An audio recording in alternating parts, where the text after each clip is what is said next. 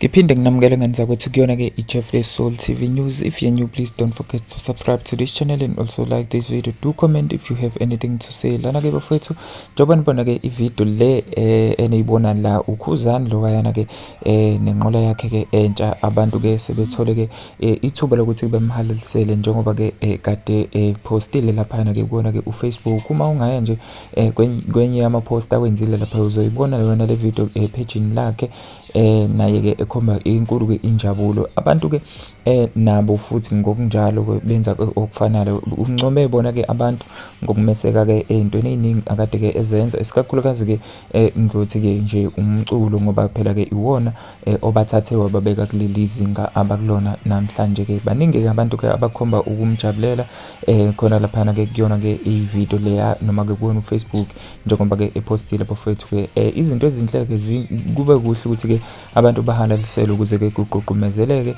ngoba phela njengoba ke kwenzeka kanje khona ke omunye ozoba umuntu ke oqashekayo njengoba ke kwenzeka kanje bakhona abanye futhi ke abangale kwalo oyedwa abazobe beqashekile nabo lokhu ke kuhle kakhulu nganza kwethu ke sikushayela ke ihlombe okwenziwa ke omaskandi ke bengathi ke abantu ke mhlawumbe ke sebengasekho noma ke kufika idingo lapho ke thola ukuthi umuntu akasekho kodwa ke akukho yonke into ke ishabalele kanye ke nomculo wakhe akukho akushiyile akukho akwenzile ngesikhathi ke esasemculweni noma esendimeni ke sebehlakaniphile ke manje abeculi bayakwazi ukuventure to other businesses so bafethu into enhle kakhulu leyo naye ke siyambongela ngokuthi ke agcine ekwazile ke ukuyithengela ke inqola ke efana nalo i-truck le.